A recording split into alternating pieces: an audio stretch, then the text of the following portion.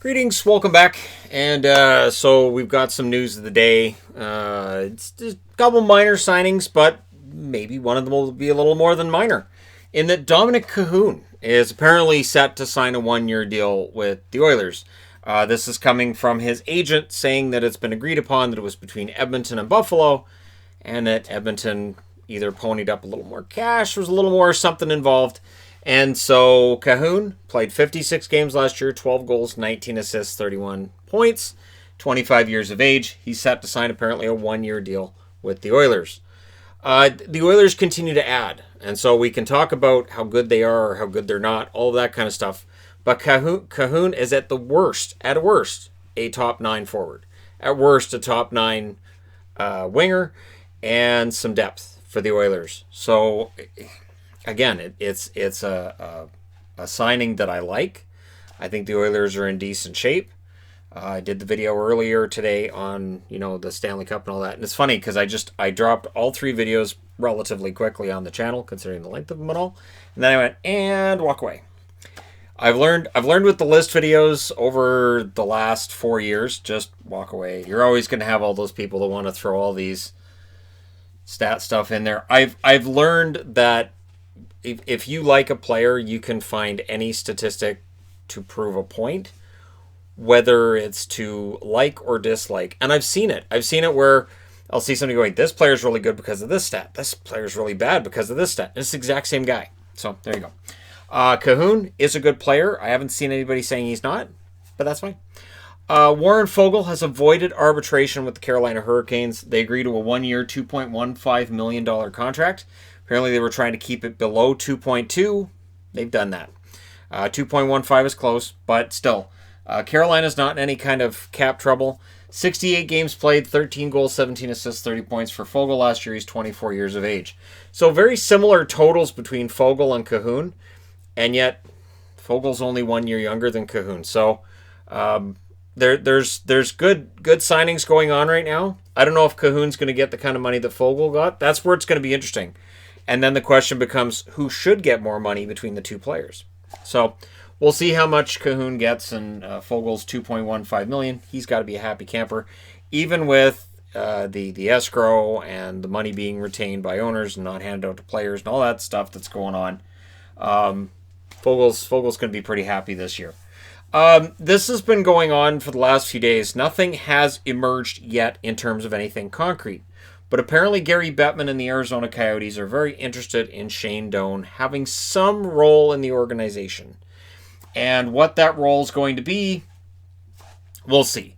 The Coyotes, I mean, you bring in Doan. It's a good PR move at a time where maybe the Coyotes need some good PR, right?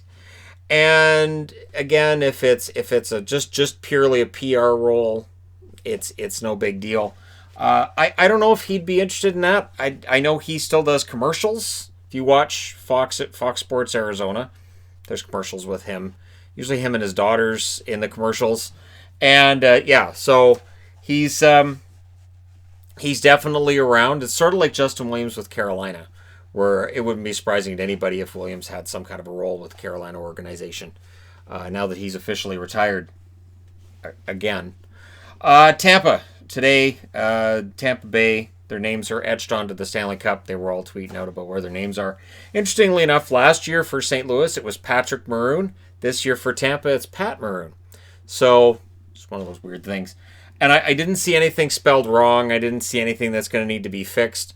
One of the great things with the Stanley Cup, when you look at it, is when they get something wrong or there's a name on there that shouldn't be, you got to X it out. Pocklington, remember the days.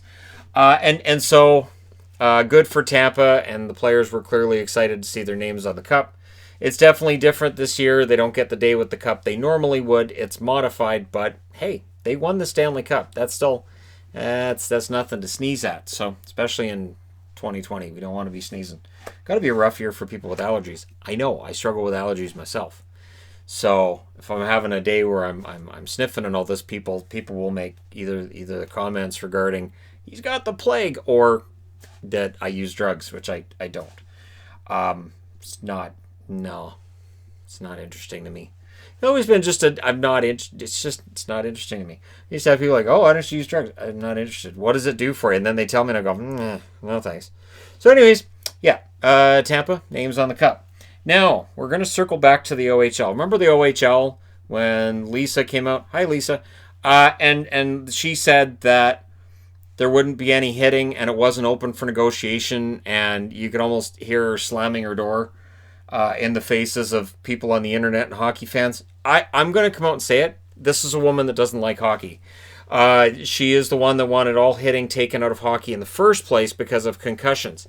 Here's the thing. I will agree that hitting can cause concussions, but if you think that's going to take concussions out of hockey, you're wrong. And if you think that taking hitting out of hockey won't really change the way the game is played, you're also wrong. So the no hitting in the OHL, Doug Ford came out today and said, not so fast. They're still negotiating, and it's almost, you can almost hear him saying, I know what she said. I'm tired of people bothering me about this. So just know she doesn't speak for the rest of us. And we're probably going to reassign her at some point. We don't want to come out and say it publicly, but yeah, she doesn't speak for the rest of us, and we'll have hitting in the OHL. Again, and this is something I've been talking about. I'm glad we started having these conversations. I got back and forth today with Jay Janauer, who's global sports reporter. He does their sports from the desk there at Global. And he was talking about how, and he was replying to Nick Faldo, the idea of, even during a pandemic, having golf courses open. And how, golf can be played in a safe manner. And then, of course, people comment about the clubhouse and all these people together. And, that's dangerous, which I agree with. The clubhouses have to be, closed up and whatnot. But going out and playing golf, I've even had that discussion with my wife this year. She just doesn't really see the point of golf. Like Yvonne genuinely is not interested in golf, but we got into this back and forth about, the whole idea of playing golf, and then people, it's privilege that you want to play golf. Not really. And it's expensive. No, I mean, it can be very expensive playing golf, but it can be really expensive going to a hockey game too. So, I mean, you can go and get tickets for $12 if you want to watch BCHL, $12, $15, or you can spend, $100 plus and get a good seat at a Canuck game. But not all games are created equal. Not all golf courses are created equal. The idea, and I'm circling back to this, so the idea of still having professional and amateur sports leagues, during this year being as rough as it's been, staying physically fit is very important. Having your mental health taken care of is very, very important. So the idea of, okay, so just, lock everything down, lock everybody up, and just stay put. You're dealing then with potential physical consequences from that, and emotional and mental health consequences. So there's a balancing act to be had. And I'm glad the OHL is having these discussions with the government. And for the sake of these kids, hopefully they're able to play the sport that they love this winter. And everybody seems to be of the mind that's in the know that there will be hockey this winter in the NHL. And there will be hockey this winter with the OHL and with juniors as well, because of what's on the line with all these kids, and the fact that there's a lot of money that goes into playing hockey, a lot of time, and taking a whole year off isn't really something that is going to benefit anybody. So again, as long as it can be done safely, and as long as it can be done in some manner that makes sense, and again, you have to take care of your mental health and your physical. I have the treadmill. I do 5 miles a day on the treadmill, even when I don't want to, because I know my mental state is better if I do it than if I don't. On days where I go, I'm not going to do it today, I'm more sluggish at the end of the day. There's crap bugging me in my brain. I might be a lot more low energy the next morning after. Like it has that effect. And the mental aspect of what this year has been to everybody, I keep that in check as well. And so, I do my best. It's been a challenging year for all of us in different ways. And for hockey players, I think to belittle what they do and say, well, that's not important, when physical activity and physical fitness is very important. And what we've learned through all this is that can be very important to all of us. So I do my best to stay in the best health I can. 5 miles a day on the treadmill. I try to go at about 5.5 miles an hour right now. And does it hurt the shins? Yeah. Does it hurt the knees at times? If I don't do it right, it hurts the knees. If I do it right, it doesn't hurt the knees.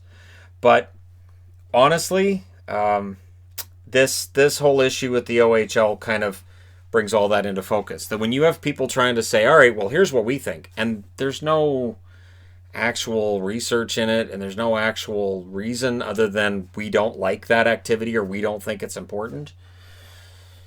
All right, well, that's too bad, you know. There are plenty of places across Canada that during the winter you can't go out, you can't jog, you can't do that kind of thing. So indoor facilities are necessary for people who want to stay in shape, for people who want to have that physical activity, who maybe don't have room for or the money for a treadmill in their own home, that kind of thing. So, it's going to be an interesting winter. I'll be here to talk to everybody in between now and then, but it is interesting because